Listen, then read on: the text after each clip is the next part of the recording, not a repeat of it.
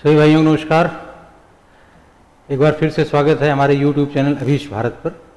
और आज हम बात करने जा रहे हैं इतिहास के एक ऐसे विषय पर जो भारतवर्ष का सबसे विवादित विषय रहा है, जिसके बारे में बहुत सारा कन्फ्यूज़न हमारे दिमाग में है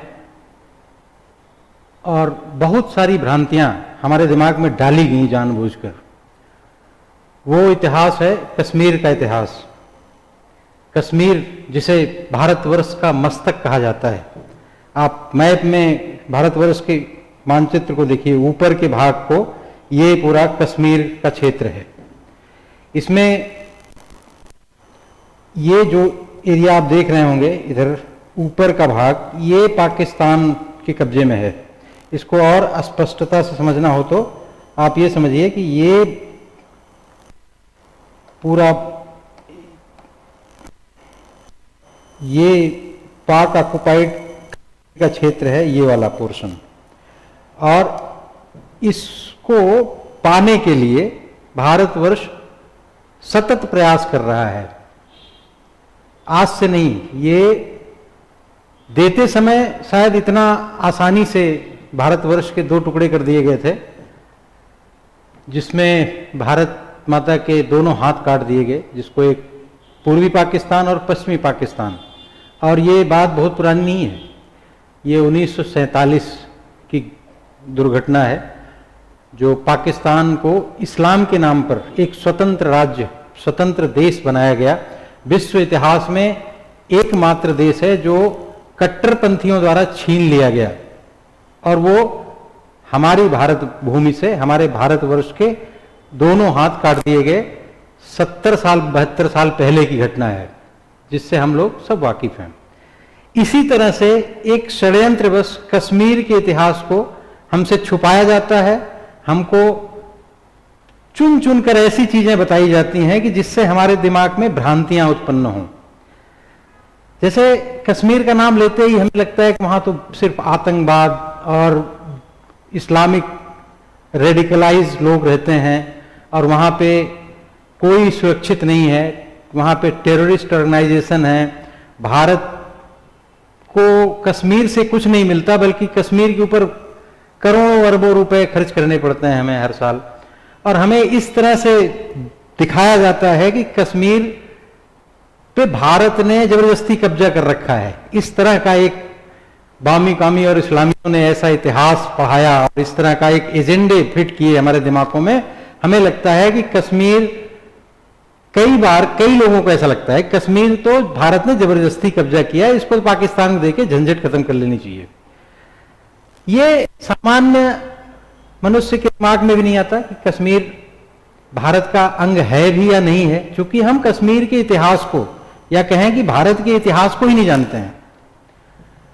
तो कश्मीर की समस्या को अगर उसके निराकरण की तरफ हम बढ़ना चाहते हैं या जानना चाहते हैं कश्मीर की समस्या का क्या समाधान हो सकता है, तो सबसे पहले कश्मीर के इतिहास को जानना हमारे लिए बेहद आवश्यक है।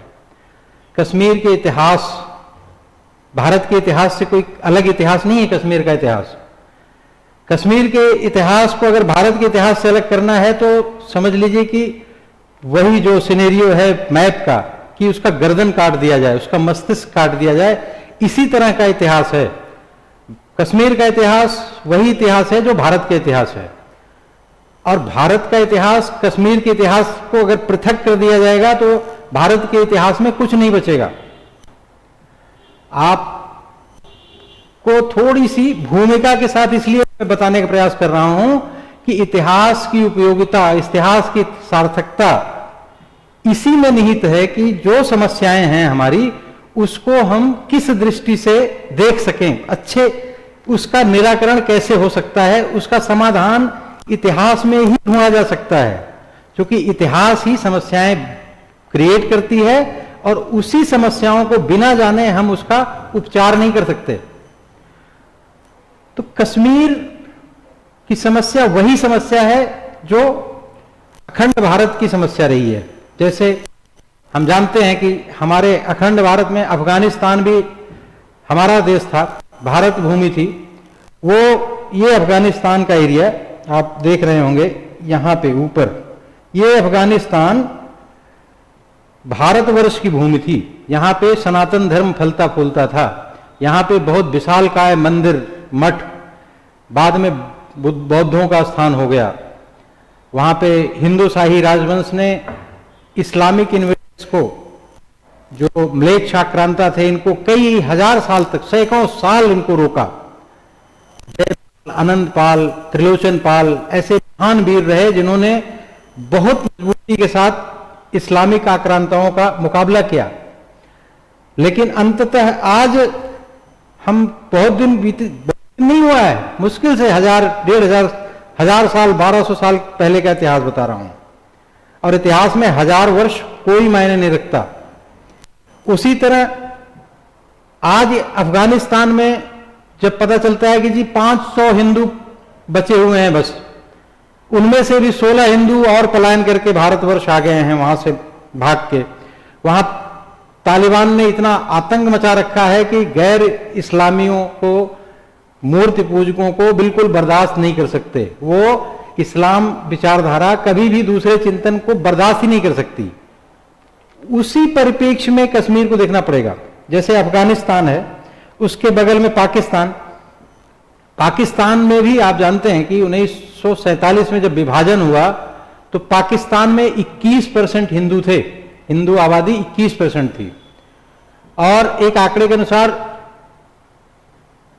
1981 तक आते आते वो आबादी 16% हो गई। और आज की डेट में आज ये स्थिति है कि एक centre for piece and justice करके एक संस्था है जिसने आज के दौर का एक आंकड़ा, एक सर्वे निकाला है, जिसमें कहना है कि 1.8% हिंदू बचे हुए हैं पाकिस्तान में।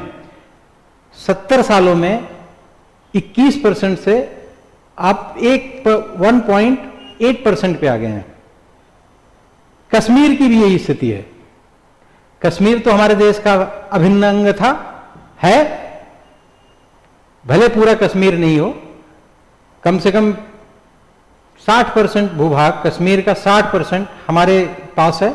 बाकी और पे अक्साई चीन, इधर चाइना ने कब्जा कर रखा है, इधर पाकिस्तान ऑक्युपाइड कश्मीर जो है, इधर गिलगित बलूचिस्तान वाला क्षेत्र, ये 40% का क्षेत्र जो है भारतवर्ष से कट गया है। इसी तरह से हम देखते हैं, जब कश्मीर के विषय में हम बात करते हैं तो कश्मीर में भी 1947 में, वहां 1947 में कश्मीर की आबादी, कश्मीर जब मैं कहता हूं तो उसमें लद्दाख को या गिलगित बलूचिस्तान को मैं शामिल नहीं करता हूं। मैं कश्मीर, जम्मू को भी नहीं, कश्मीर मतलब जो कश्मीर घाटी है, जहां पे सबसे ज्यादा कत्लो गारत और इस्लामिक टेररिस्ट ऑर्गेनाइजेशन एक्टिव हैं, और वहां की स्थिति के बारे में बात करता हूं। 1947 में वहां पे हिंदुओं की जनसंख्या 16% थी, और 81 तक आते आते 5% रह गई वहां पे हिंदुओं की जनसंख्या। और आज के दौर में अगर हम 2021-22 की बात करें तो वहां मुश्किल से 2.5% हिंदू आबादी बची हुई है। और आए दिन हम समाचारों में सुनते रहते हैं कि वहां पे हिंदुओं का नाम पूछ के गोली मार दी गई, तरह तरह से प्रताड़ित किए जा रहे हैं वहां हिंदू कोई रहने के लिए, जबकि सरकार अथक प्रयास कर रही है। हमारे देश में जो अभी नई सरकार आई है, इन्होंने 5 अगस्त 1919 को 370 और 34 से भी हटा दिया, लेकिन उससे भी कोई सुधार नहीं आ रहा है। कश्मीर की समस्या इतनी ज्वलंत, इतनी भयानक कैसे है? और कश्मीर की समस्या सिर्फ कश्मीर तक के लिए नहीं है। ये हम अगर पूर्वांचल में या कहीं और बैठ के सोचते हो कि हम तो सुरक्षित हैं, कश्मीर तो एक पार्ट है, एक किनारा है, वो बिल्कुल भूल है हमारी। हमारे अंदर, हमारे देश में सैकड़ों कश्मीर बन चुके हैं, फोड़े फुंसी की तरह सैकड़ों बनते जा रहे हैं। आप उत्तर प्रदेश ले लीजिए, कैराना, मुर्शिदाबाद, मेरठ, जहां भी आप देखेंगे। इसके अलावा आप बिहार में अररिया, पूर्णिया, खगड़िया, बंगाल में आप जानते हैं कि मालदा वगैरह वाला एरिया, वो किसी कश्मीर से कम नहीं है। वहां भी हिंदुओं की बहन बेटियां स्कूल नहीं जा सकती। वहां पे किस तरह से प्रताड़ित किया जाता है कि वहां से हिंदुओं को भागना पड़ता है। यह समस्या सिर्फ कश्मीर की नहीं है और यह इतिहास भी कश्मीर का नहीं है। हम चूंकि हिंदू जनमानस शायद हजारों साल की गुलामी की वजह से इतना सेंसलेस टाइप का हो गया है कि उसको कोई फर्क ही नहीं पड़ता कि उसके एक भाइयों के साथ क्या हो रहा है। हमें पाकिस्तान में हिंदुओं के साथ क्या हो रहा है या अफगानिस्तान में हिंदुओं के साथ क्या हुआ, इसको जानने में कोई इंटरेस्ट नहीं रहता है। लेकिन कश्मीर तो हमारा क्षेत्र है, हमारा भूभाग है, और कश्मीर का इतिहास बिना जाने कश्मीर और इस तरह की समस्याओं को भी हम नहीं समझ सकते। तो इस भूमिका के आधार पर मैं आपको कश्मीर के इतिहास के विषय में बताता हूं कि कश्मीर के बारे में सभी लोग जानते हैं कि ये कश्यप ऋषि ने सतयुग में स्थापित किया था। जैसा हमें दो साहित्य हैं जो बहुत महत्वपूर्ण हैं इस विषय में। एक नीलमत पुराण है, कश्मीर का अपना पुराण है नीलमत पुराण, और दूसरा है राजतरंगिणी। नीलमत पुराण और दूसरी पुस्तक है राजतरंगिणी। इनसे हमें पता चलता है कि कश्यप ऋषि ने कश्मीर को, जो चारों तरफ से पहाड़ियों से घिरा हुआ क्षेत्र था, वहां पे जल भराव था, पानी भरा हुआ था, वहां पे उसको व्यवस्थित किया, तपस्या की, काम किया, पानी का बहाव बनाया और उससे कश्मीर की उत्पत्ति हुई, जो एक अद्भुत सुंदर प्रदेश है जहां पे कश्मीर से निकलने वाली जो नदियां हैं वो उसी बहाव से निकल के सीधा जाती हैं कैस्पियन सागर पे। कश्यप ऋषि के नाम पे ही कैस्पियन सागर का नाम कश्यप सागर था, उसका नाम धीरे धीरे कालांतर में चेंज होकर कैस्पियन सी बन गया। तो कैस्पियन सागर से लेके कश्मीर तक का राज्य कश्यप ऋषि के वंशजों ने शुरू से ही, कश्यप ऋषि जो थे उनके वंशजों ने किया। कश्यप ऋषि हमारे सप्त ऋषियों में से थे, उन्होंने कश्मीर की स्थापना की। और द्वापर में, महाभारत काल में भी कश्मीर का उल्लेख मिलता है। द्वापर महाभारत के पहले जो 16 जनपद थे, 16 जनपद जहां पे सबसे पहले जनता द्वारा चुनने का प्रचलन शुरू हुआ था। विश्व के इतिहास में भारतवर्ष ही वह भूमि है जहां पे लोकतंत्र की शुरुआत हुई, महाभारत काल से पहले की घटना है। 16 जनपद थे, जिसमें से कांधार एक जनपद था जो कश्मीर से उस तरफ था, जिसको आज अफगानिस्तान कहते हैं। गांधारी कांधार की थी। गांधारी पाणिनि जिन्होंने अष्टाध्यायी लिखी, श्वेत घाटी से थे। श्वेत घाटी आप नाम सुने होंगे, श्वेत घाटी से थे पाणिनि। गोरखनाथ जी, गुरु आदित्यनाथ जी के गुरु जी, ये अफगानिस्तान से थे। गुरु गोरखनाथ जी अफगानिस्तान से थे।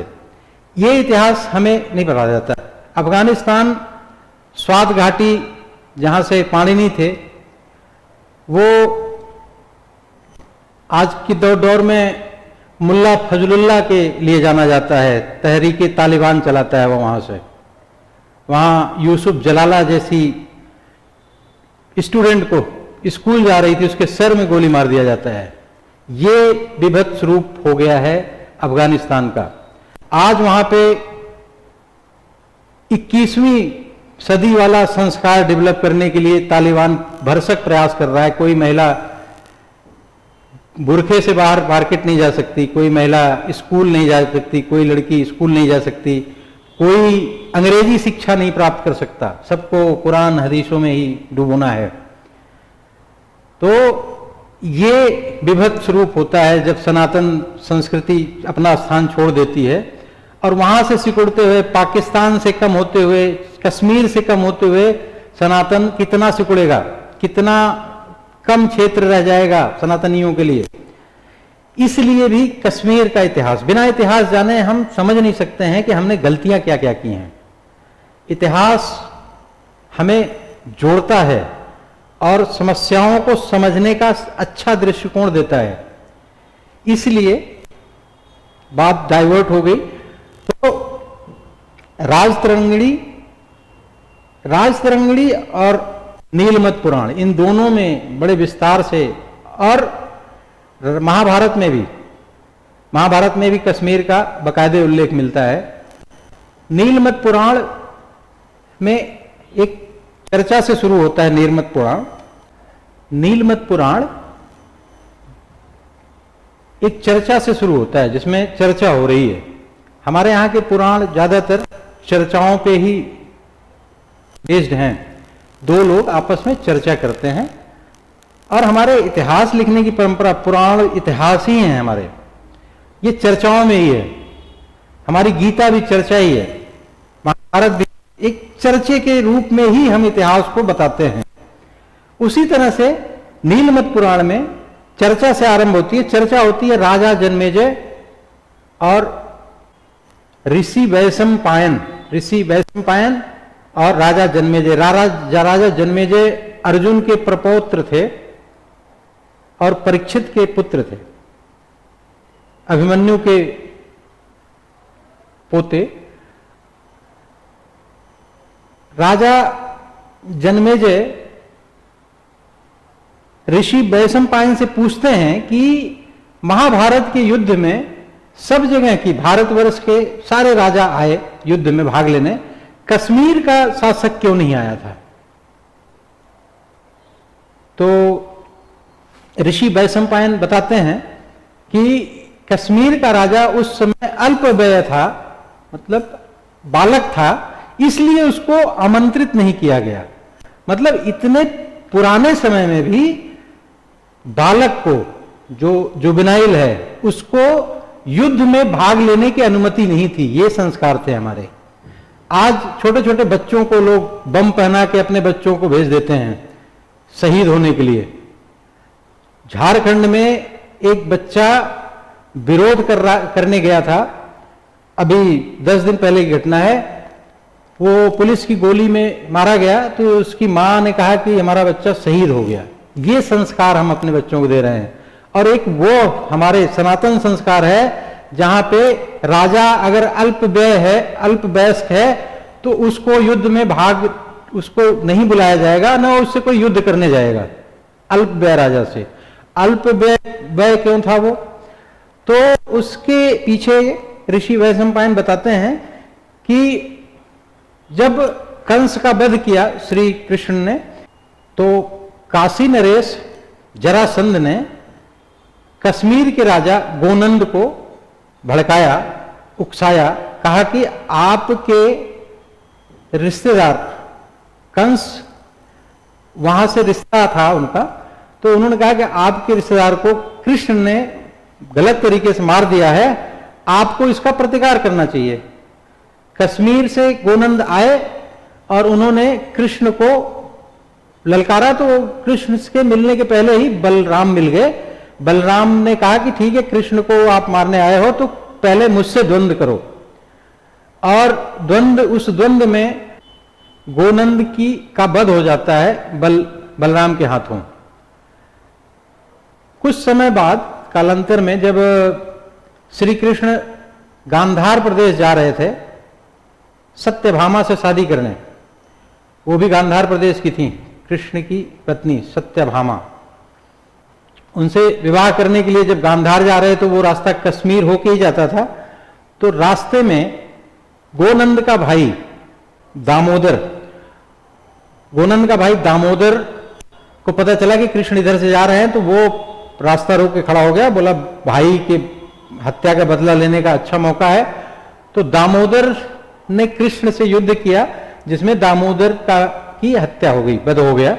दामोदर का वध हो गया तो गोवंश ने, गोकुल वालों ने, सबने कहा कि भाई अब कश्मीर का कोई उत्तराधिकारी नहीं है तो इसको अपने राज्य में मिला लिया जाए। तो कृष्ण ने कहा नहीं, ये युद्ध नहीं, सही पालना नहीं हुई, जो जहां का राजा है वही राज्य करेगा। युद्ध का मतलब ये नहीं कि आपने हरा दिया तो उस राज्य को अपने में मिला लो, हड़पने की राजनीति कभी नहीं। तो ये मूल्य थे, हमारे आदर्श थे। वहां पे बात हुई कि भाई अब कौन कश्मीर पे शासन कौन करेगा, तो श्री कृष्ण जी ने बताया कि दामोदर की पत्नी के गर्भ में कश्मीर का उत्तराधिकारी पल रहा है, और दामोदर की पत्नी यशोमती का स्वयं श्री कृष्ण वहां जाके राज्याभिषेक करते हैं। और विश्व के इतिहास की ये पहली घटना है जब किसी महिला को शासक बनाया जाता है। ये विश्व इतिहास की पहली घटना है, 5000 साल पहले की बात है, जहां पे महिला को राज तिलक किया जाता है, शासिका बनाया जाता है किसी प्रांत का, वो कश्मीर था। तो इस तरह से कश्मीर भारत का शुरू से ही एक अभिन्न अंग रहा। और इसके अलावा जब हम देखते हैं भारतीय इतिहास को, तो हम देखते हैं कि भारतवर्ष वैदिक काल से जब शुरू होता है, वेद जो हमारे 4 वेद हैं, ऋग्वेद, सामवेद, यजुर्वेद, अथर्ववेद, इन चारों वेदों की ज्यादातर ऋचाओं की रचना कश्मीर में हुई है, यह सर्वमान्य है। और कश्मीर की प्राचीनता हड़प्पा मोहनजोदड़ो काल जो है उस समय तक जाता है, जहाँ पे अखनूर में जब खुदाई हुई तो अखनूर में बहुत सारे हड़प्पा, मौर्य काल, कुषाण के समय के, गुप्त काल के बहुत सारे चित्र और बहुत सारे तथ्य प्रूफ मिले हैं, जहाँ पे इन सब का शासन हुआ। जैसा कि हम जानते हैं कि अशोका द ग्रेट, अशोक ने अपने समय में बौद्ध धर्म का प्रचार कश्मीर में सबसे पहले शुरू किया। उसी को आगे कनिष्क ने आगे बढ़ाया, बौद्ध मठों की स्थापना की, और वहाँ पे बौद्धों का बहुत बड़ा स्थान हो गया था कश्मीर एक समय में। ये सनातन संस्कृति का एक बड़ा केंद्र था, जहाँ पे आपको पता है कि हमारे आदि शंकराचार्य केरल के कांडली से चलकर कश्मीर पहुँचे, वहाँ पे विद्युत परिषद के साथ उन्होंने शास्त्रार्थ किया, उनको हराया, तब वो शंकराचार्य की गद्दी पर आसीन हुए। और आदि गुरु शंकराचार्य ने ही 730 में शारदा पीठ की स्थापना की थी। वहां पे शारदा पीठ की स्थापना की, जो आज पाक ऑक्युपाइड कश्मीर में है। अभी 2 दिन पहले राजनाथ सिंह का स्टेटमेंट आया कि शक्ति पीठ हमारी जो है उधर है और पाक ऑक्युपाइड कश्मीर को हमें लेना ही पड़ेगा। इस तरह की सोच, विचारधारा तभी आती है जब हम इतिहास को समझते हैं। शारदा पीठ की स्थापना की आदि गुरु शंकराचार्य ने, जिसे बाद में ललितादिक मुक्त पीठ ने उसका निर्माण भी बड़े भव्य तरीके से कराया। शारदा पीठ का ढांचा अगर हम देखेंगे तो ये शारदा पीठ है, ये शारदा पीठ की तस्वीर दिख रही है। इसकी स्थापना शंकराचार्य जी ने की थी। तो शुरू से ही कश्मीर जो है हमारी विद्या का प्रतीक रहा है, हमारी शारदा सरस्वती का प्रदेश रहा है। और इसको स्तुति भी हम करते हैं कि नमस्ते माँ शारदे कश्मीर पुरवासिनी त्वाहम प्रार्थये नित्या विद्या ज्ञानम च देहि महि। इस तरह से हम कश्मीर पुरवासिनी कहते हैं। आप विद्या का कश्मीर सबसे बड़ा केंद्र हुआ करता था। कहीं से भी काशी, कुछ पुराणों में ऐसा मिलता है कि कश्मीर का नाम, प्राचीन नाम काशी था। काशी में जो विद्या का बहुत बड़ा केंद्र था, वहां भी विद्या अध्ययन करने के बाद विद्यार्थी 4 कदम कश्मीर की तरफ चलते थे। अगला डेस्टिनेशन उच्च शिक्षा के लिए हमें कश्मीर जाना पड़ेगा, वेद पीठ था वहां पे। तो कश्मीर ये ऐतिहासिक तो है हमारे देश में। और आपको बताता चलूं कि कश्मीर का इतिहास, जो राजतरंगिणी है कश्मीर की इतिहास, विश्व की सबसे प्रामाणिक पुस्तक है राजतरंगिणी। इतिहास लेखन में सबसे प्रामाणिक पुस्तक, अगर विश्व में सबसे पहले इतिहास के जो मानक बिंदु हैं उस पर सही से लिखा गया है तो वो भारतवर्ष में लिखा गया है और वो है राजतरंगिणी। राजतरंगिणी मतलब राजाओं की नदी। जो राजा, एक राजा के बाद दूसरा राजा के बाद, तो इस तरह से राजतरंगिणी में बड़े विस्तार से, हम महाभारत के बाद से शुरू होता है और ये करीब, ये मान चलिए कि 1147 या कुछ लोग 49, 1149 तक का इतिहास बड़े विस्तृत ढंग से राजाओं को हिसाब से लिखा गया है। संस्कृत में लिखा गया ये, और श्लोक में लिखा गया है। 7000 से ज्यादा श्लोक हैं इसमें, राजतरंगिणी में। राजतरंगिणी में कश्मीर का नाम कश्यप मेरु, कश्यप मेरु लिखा गया है, तो कालांतर में कश्यप मेरु कश्मीर बन गया। राजतरंगिणी एक ऐसा ऐतिहासिक ग्रंथ है जिसके लेखक ने इस तरह से, उन्होंने एक वाक्य लिखा है इतिहास लेखन के विषय में। वो कहते हैं कि एक सच्चे इतिहास लेखक की वाणी को न्यायाधीश की तरह राग द्वेष निर्मुक्त होना चाहिए, ताकि तभी उसकी वह प्रशंसा प्राप्त कर सकता है। तो इस तरह की दृष्टिकोण किसी भी इतिहासकार में, पुराने और नए, किसी भी इतिहासकार में, आजकल के कुछ इतिहासकार किसी एजेंडे को लेकर इतिहास लिखते रहते हैं। ये कल्हड़ ने लिखी थी। कल्हड़ की राजतरंगिणी उस दौर में किस बड़े ऐतिहासिक दृष्टिकोण को सामने रखती है हमारे, ये देखने वाली बात है। कश्मीर का इतिहास,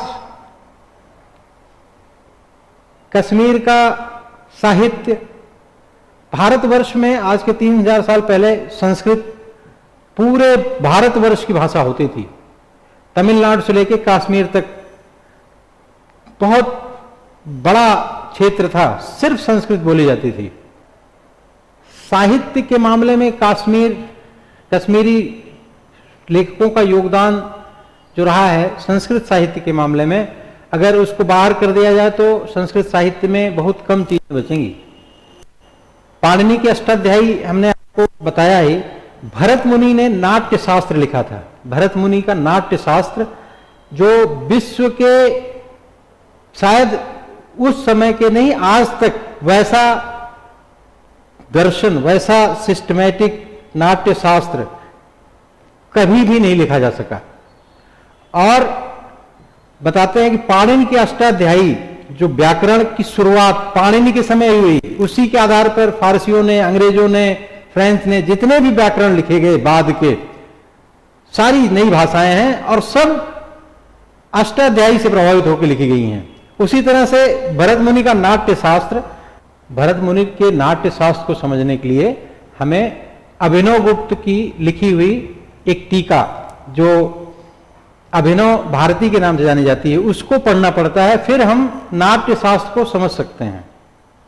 अभिनव गुप्त अपने समय के महान लेखक, विचारक थे।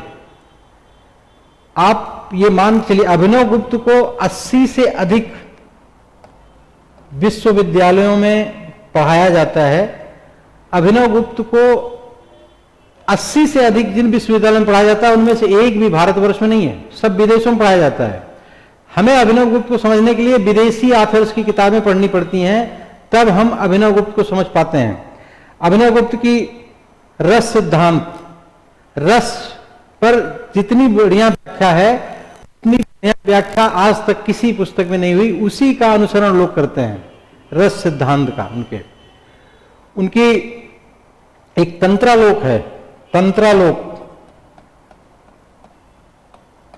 तंत्रालोक शैव दर्शन की, वीर शैव की बेसिक पुस्तक है। शैव जो सिद्धांत है, वीर शैव सिद्धांत, उसकी बेसिक पुस्तक है तंत्रालोक। तमिलनाडु में जो शैव मत का प्रतिपादन हुआ, जो प्रचार प्रसार हुआ, वो तंत्रालोक पर ही आधारित है। इसी तरह से एक अनंत वर्मन ने ध्वन्यालोक पुस्तक लिखी ध्वन्यालोक उसी समय की है। ये सब 11वीं 12वीं 8वीं 7वीं शताब्दी की बात कर रहा हूं।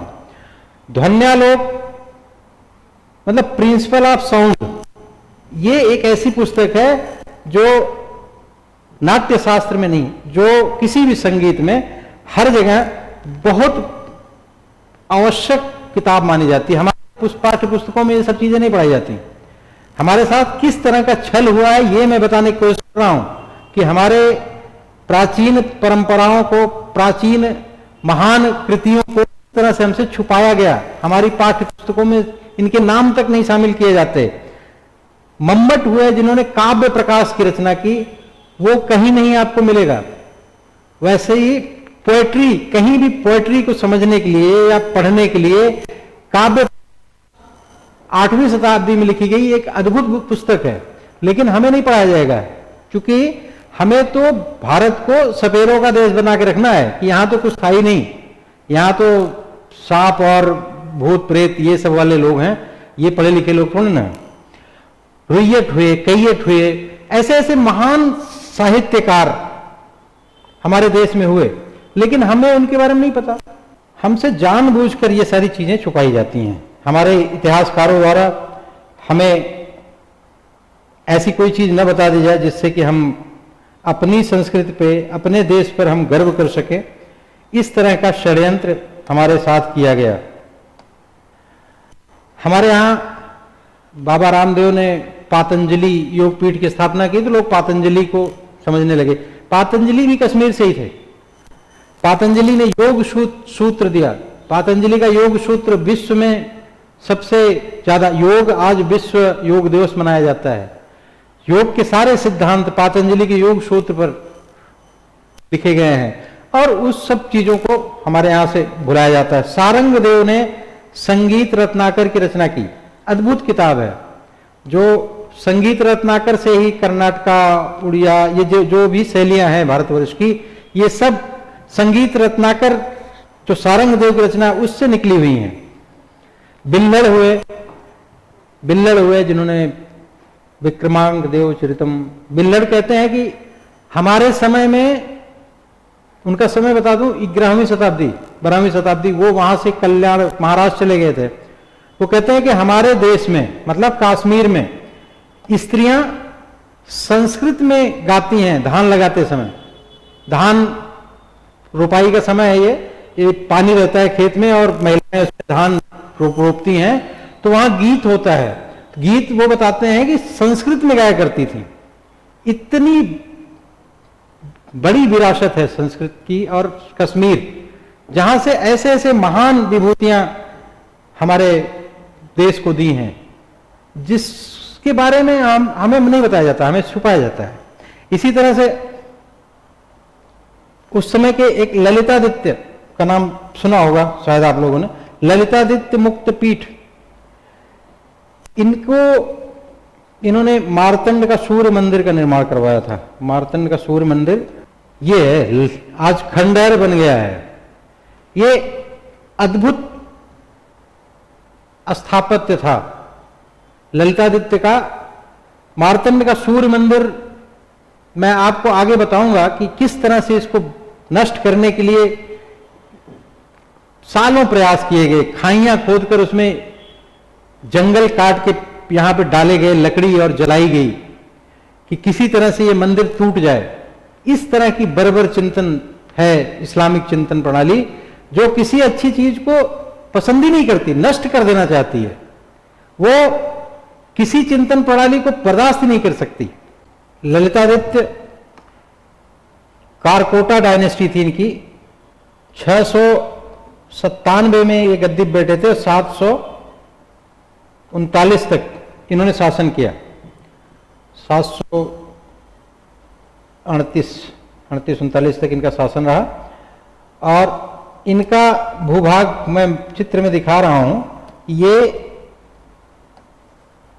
यहां कैस्पियन सागर से लेके प्राग्ञ ज्योतिषपुर, ये ब्रह्मपुत्र तक, और इधर कावेरी बेसिन तक, और कश्मीर इनका अपना राजधानी थी। इतना बड़ा साम्राज्य था इनका। इनका साम्राज्य पूरा अफगानिस्तान और तुर्किस्तान अब बिल्कुल समझिए कि बिल्कुल बॉर्डर से टच कर रहा है। इतने बड़े साम्राज्य, इसमें जो महान हमारे देश के अशोका द ग्रेट और अकबर द ग्रेट है, इनके साम्राज्य से बड़ा साम्राज्य था। लेकिन ललितादित्य के बारे में हमें नहीं पढ़ा जाता। हमें अशोका द ग्रेट और अकबर द ग्रेट के बारे में जरूर बताते हैं, क्योंकि दोनों ने नया धर्म चलाया था, इसलिए शायद इसलिए वो ग्रेट हो गए। चलिए आगे हम देखते हैं कि इसी कश्मीर में 7वीं शताब्दी में भीम भट्ट, दामोदर भट्ट जैसे राजा हुए। 7वीं शताब्दी में रत्नाकर, बल्लभ देव, 9वीं में मम्मट, क्षेमेंद्र, सोमदेव, 10वीं शताब्दी में जैनेन्द्र। और इस तरह से मतलब ये एक ऐसा, कश्मीर का इतिहास एक ऐसा इतिहास है जो सनातन का इतिहास रहा है, जो भारतीयों का इतिहास रहा है, वही कश्मीर का इतिहास है। इसीलिए कश्मीर का इतिहास को ऐसे नहीं, वो भारत का ही अपना ही इतिहास है, उसको हमें इस दृष्टि से देखना होगा। और इस तरह से जब भारतवर्ष में बहुत सारे तुर्क आक्रांता आने लगे, जैसे 7वीं शताब्दी में सिंध की तरफ आक्रमण हुआ था अरबों का, उसी तरह से 1191-92 में मोहम्मद गोरी ने दिल्ली की तरफ आक्रमण किया। उसी तरह से 1339 में ये शाह अमीर नाम के आदमी ने कश्मीर में शमसुद्दीन डायनेस्टी की स्थापना की। अब ये युद्ध जीत के नहीं पहुंचा था वहां, छल से लोगों को भ्रमित करके, षड्यंत्र करके कश्मीर की गद्दी पर बैठा, तिलक लगा के, मंत्रोच्चारण के साथ शाह अमीर कश्मीर की गद्दी पे बैठा। और ये शमसुद्दीन डायनेस्टी, ये शुरुआत थी कश्मीर का, जहां से दुर्भाग्य शुरू होता है। किस तरह से कश्मीर का इस्लामीकरण किया गया, उसके बाद शमसुद्दीन डायनेस्टी के ही सिकंदर, बुतसिकन जैसे लोग पैदा हुए, जो बुतसिकन की उपाधि धारण करते थे। जैसे महमूद गजनवी ने सोमनाथ पर आक्रमण करने के बाद बुतसिकन की पदवी धारण की थी, वैसे सिकंदर था जो 100 साल के अंदर में ही, उस समय भी संस्कृत ही राजभाषा हुआ करती थी, उस समय इसने वहां पे हिंदुओं पर अत्याचार करना शुरू कर दिया। शमसुद्दीन डायनेस्टी से जो कश्मीर का इतिहास बदला, उसके विषय में हम अगले एपिसोड में बात करेंगे।